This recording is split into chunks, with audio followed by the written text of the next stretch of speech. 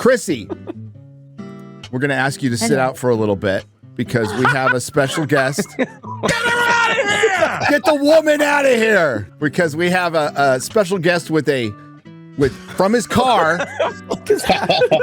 From his car with a. I thought she was going to come back in costume, but no, it is Chrissy. I heard about buttermilk and that was it. Chrissy's just put in private chat. Yeah. Oh my God, you have to bring me back in for a sec. All right, I could dip. Alan Ing. Oh wait, Alan's just back. Let me get him on phone. It's Alan Ing. Oh, I am very good. A Star Wars nerd. Something wrong. X-Ray Girl, we said bring Chrissy back in.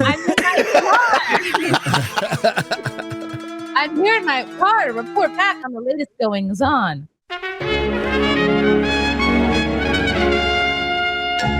So, real quick, Alan Ing has seen what's up in his car on his way to some undisclosed location. Has seen Star Trek Academy, at least the first episode or two. Oh, first three episodes. First three episodes. Ooh. And by the way, thanks for having me on as I come to you from the tribal lands of the Chahula people. Thank you for that land acknowledgement. Thank you. Yes, thank you. Thank you. Very thank important. you. You're welcome. So tell us a little bit about Star Trek Academy. Okay, so you'll love this. If you're familiar with Star Trek Discovery, I've not seen it, but there was an event called The Burn. I guess something that had to do with dilithium crystals, something like that. But as a result of The Burn, the Federation was split apart, basically went defunct. Earth left the Federation. I don't know anything about that. But now we're 150 years in the future from The Burn. And the Federation is getting back together. They're starting to reform itself. And part of that, as a goodwill to the universe, they are opening Starfleet Academy. And it's being run by Chancellor Aki, Lesbians. who a long time ago, or a while ago, she was kind of a judge for the Federation at the time. And she convicted the pirate Nasif Braka, played by Paul Giamatti, and a woman who was helping him, played by Tatiana Maslany, and her son, and she found them guilty. And as a result, the mother and son, she had to separate them. She had to separate the child from the mother, and as a result, the child disappears. He runs away. She feels so guilty for having separated a mother from her son that she resigned from the Federation. Question, real quick: any fathers around? Good question. No. Question, of course. Question, Alan. Any heterosexuals around? Oh, we're still looking. One might come out of the closet in season 3. Okay. I just 15 years later, they're going to reestablish the Federation. They want Chancellor Aki to run it. She is about 300 years old. She was there when the burn happened. She's about 300 pounds. No, this is all the else. That's the other chicks, isn't it? Yeah, that's the other chick. Oh, wait till space. Sorry, wait till I talk about her. So Chancellor Icky. Okay, Chancellor Icky. Okay. Okay. So she agrees under one condition, that she can grab the kid, Caleb, and make him a student. It's to kind of amend for her past crimes. And so they get all the kids, they put them on the grand starship, the USS Athena. Of course. And they put them all on the ship, and they're all going to one destination, which is San Francisco, where Starfleet Academy is. Now the great thing about Captain Aki is that she doesn't sit in the captain's chair like a captain. She curls up in it like a kitty cat. Oh my God! Seriously? Yeah, and she doesn't wear shoes because shoes are what? Yeah, I know. She's so quirky. There's a whole discussion about shoes, and so they're heading back to San Francisco, and this is where we meet everybody. And I think you're more interested in the characters than you would be necessarily in the plot of this episode. How many cocks has the Klingon male sucked already? Well, the Klingons have Okay, two- so I think the best thing is we could go down the characters. Sure. Yeah, so number one, and you know her very well, she is the Jem'Hadar character. But people will ask, well, I thought Jem'Hadars, they were bred to all be male. Well, she's not full Jem'Hadar. She's half Klingon. You know, there's okay. So she is kind of the typical Klingon character you need to have in your Star Wars show. So she's all military, all discipline. She's like the drill sergeant. She's not all discipline. She's a drill sergeant. Not around the fridge.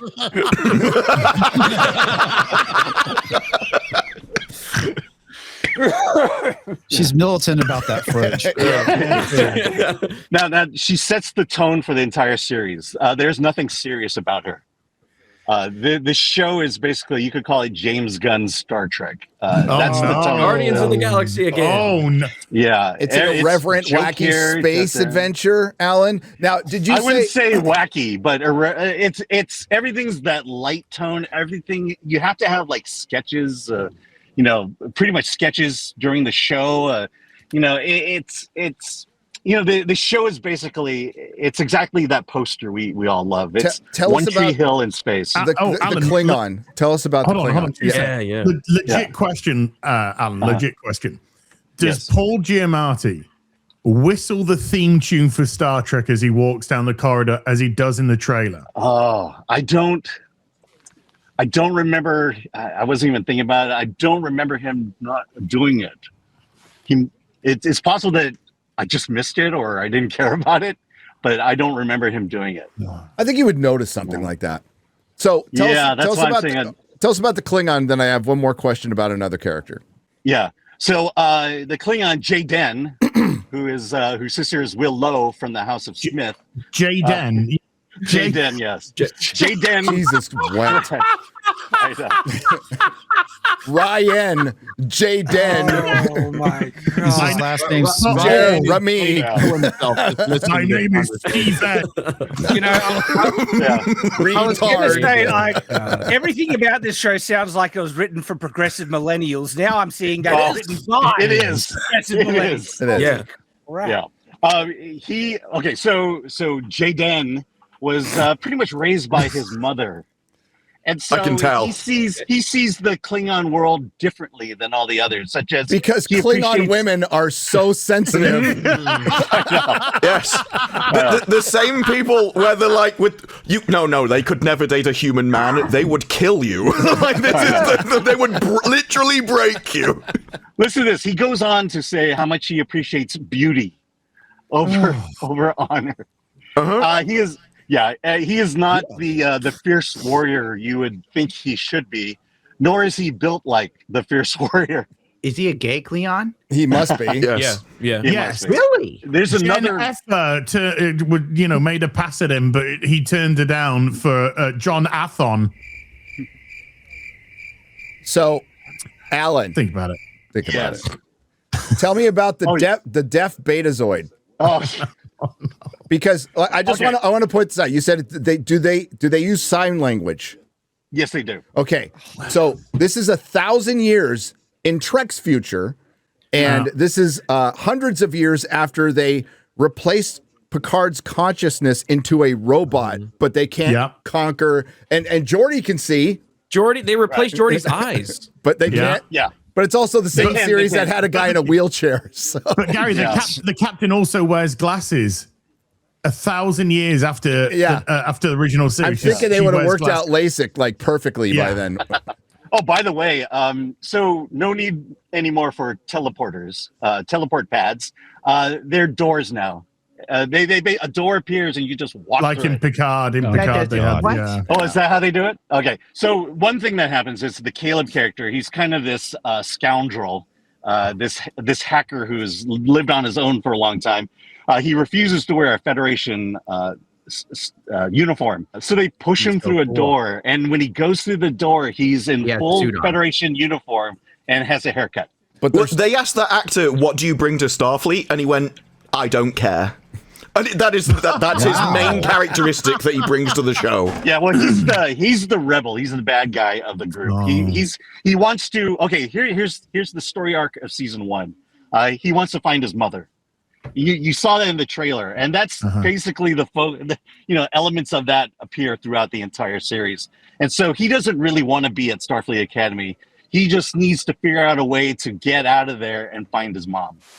That sounds amazing. Like everything we've wanted in a Star Trek series. It's kind of like, it's exactly what you expect this show to be. It's not meant for Star Trek adults. It's meant for Star Trek teens, of which there must be a lot of them. Oh my God. No, they're everywhere. Yeah. But is it though? Is it if you were a teenager and you were watching this, would you be like, oh, this is absolutely right up my back alleyway? I would think is the gayest shit I've ever heard. Or would you be like, yeah, this is just gay shit, and I'm going to turn it off and watch something else? Yeah, I mean, they're making a show for the Steam. audience they want, and not the audience who's going to be there. Yeah, which the audience that doesn't exist. Yeah. Well, we were watching the trailer on Open Bar yesterday, and that's the first time I'd seen the trailer, and it looks nothing like Star Trek in any way. Yeah. But my question is, someone that doesn't watch Star Trek, how is this the worst that it's been? Because I've seen a lot of bad Star Trek we've seen a lot of trailers. I've heard you guys complain. Is this the worst Star Trek has been up to this point? Well, you know what it is? When I'm watching this, I'm reminded of real Star Trek, where the alien races were basically, they took an element of humanity and then exaggerated and made it that part of that alien race. For example, Klingons are warriors. They value honor. Vulcans, they suppress emotion and make all decisions through logic. Ferengi are about capitalism and about greed. This one basically says, see all those races? We're going to fix them. We're going to make them more human. So this one's about communism. Gotcha. Watch the series. This is definitely Star Trek commie. Yeah, this is Star Trek commie. Yeah. They lean into that. They believe that is what Star Trek is. That's not really what Star Trek is. Star Trek is not a communist organization. No, it's a commentary. It's a commentary on our life, and even in Next Generation, which was very progressive, quotations, there's a lot of prejudice between humans and the Federation and Ferengi, Federation. Nice. There's all of that stuff is there. That's because that's part of being a human and having these problems, and then you work through those and you have interesting stories. Now, all they want to do is preach. They want to create this illusion of the perfect society would be all accepting, and we're so progressive. I was watching the red carpets. It's nothing in this show is not progressive. But the thing is, even if you wanted to make a progressive Star Trek, the way you would do it would be everyone would be progressive, but then you'd have a story. It's like, well, is there any advantages to this? It would always analyze the other point of view as, well, what actually, if this planet was really discriminatory, but it had some kind of advantages to it, and then they'd have people discuss it. Maybe it's actually a good thing when we need it. Because that's what Star Trek did. It always had different people from different sides, which is why you need actually diverse characters with different opinions. The Klingon would be the guy who's like, no, we should just shoot everything because this is exactly what it is. Well, you'd have other people from the other side. Whereas if everyone agrees, there is no conflict. It's why Discovery never had any discussion about ideas. It was basically just an action series. It never got any more depth than just running around the crying universe and hugging with feelings. One of the constant themes about classic Star Trek was human exceptionalism and meritocracy and becoming better. And if there were weaknesses, the whole structure around it was overcoming weaknesses and becoming better. Think about the episode with Barclay, how he wasn't meeting the quotas and stuff like that. They all worked together to try and help him become better. Where look at this, where it's like, it's the whole progressive mentality where you're perfect the way you are, and if anyone says otherwise, you're a bigot. So we need to accept everything as it is. We need to accept our disabilities. I'm deaf, even though we've got technology that should be able to easily. Heck, we even have technology now that can deal with it a lot with cochlear implants, right? But they ignore all that because it's a celebration of accepting who you are. Look, if I'm going through a transporter, I don't want some guy that's been accepting who he is. I want the best operator possible because I want to come out on the other side of that transporter. Well, in the show, it's no longer getting the best people into Starfleet because the captain has just brought in a random kid that she found once on a street corner because she felt bad. So immediately you've got exactly what Hollywood knows: nepotism. It was who they knew, not this talent of people. Exactly. Right. Final thoughts, Alan. Yeah. Final thoughts. Look, the Captain Aki, the Holly Hunter character, super annoying. You talk about woke, you talk about that. She is the epitome of it, and you'll see it in every episode and in every word she says. Is that the autistic one who's a child but 17 years old? Okay, I got to tell you about that one. She is the first student of Starfleet who is a hologram. A newborn hologram. Okay.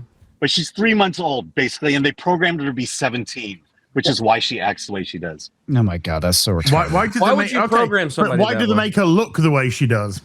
Why is a hologram? Body positivity. Body positivity. Body positivity. Well, Alan, thanks for stopping from your mission to Hold on. Is the hologram fat? Yes, the hologram is fat. You're shitting. No. There's lots of fat people in this Star Trek. It's like the hologram of fucking Precious. It is. It is. Program with the sad backstory and everything. It's so fucking over.